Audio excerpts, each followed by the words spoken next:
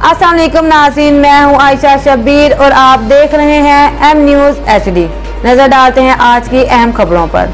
वाना से bureau chief Saidur Rahman वजीर की रिपोर्ट के मुताबिक अदालती निजाम की बेहतरी के लिए जनूबी वजीरिस्तान की अदालतें वजीरिस्तान मुंतकिल की जाएं। एडवोकेट हबीबुर रहमान पिशावर एडवोकेट हबीबुर रहमान ने आज जस्टिस इजाज अनवर के सामने जनूबी वजीरिस्तान की अदालतों को वजीरिस्तान मुंतकिल करने के लिए पुरजोर अपील की।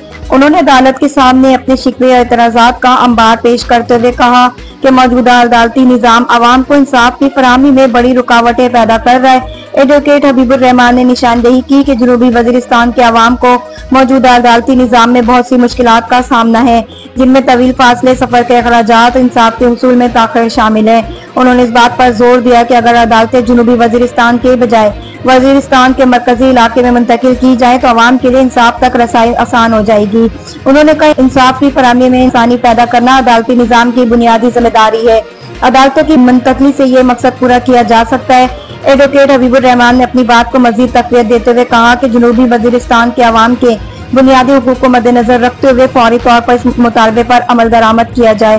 प्रेस रिलीज को आगे भेजते हुए एडवोकेट हबीबुर रहमान ने अवाम और हुकूमत से अपील की है कि वो इस अहम मसले पर तवज्जो दें और इसके हल के लिए इक़दाम करें।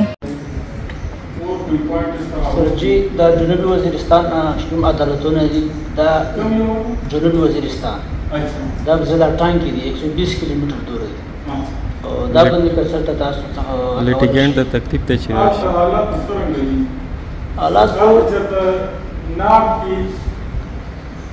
मजीद खबरों और अपडेट्स के लिए देखते रहें एम न्यूज़ HD।